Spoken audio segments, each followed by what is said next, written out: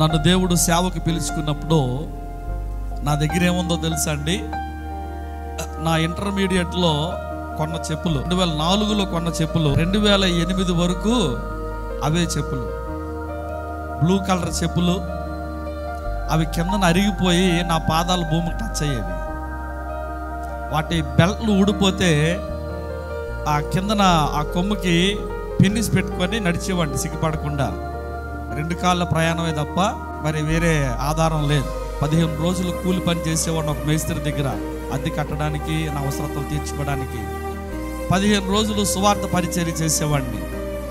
చాలామంది అనుకుంటారు దేవకుమార్ది golden spoon అనుకుంటారు. దేవకుమార్ కష్టం ఎవరికి తెలియదండి. నాకు తెలుసు యాకోబు ఎలా అయితే ఒంటరి అయిపోయాడో, సంచి కూడా లేదు యాకోబుకి, రాయిని తలగడగా చేసి పడుకున్నాడట. అటువంటి పరిస్థితి, ఎన్నో కష్టాలు, ఇబ్బందులు, కానీ నా దేవుడు నన్ను ఎప్పుడు విడిచిపెట్టలేదు. దేవునికి స్తోత్రం కలుగును గాక.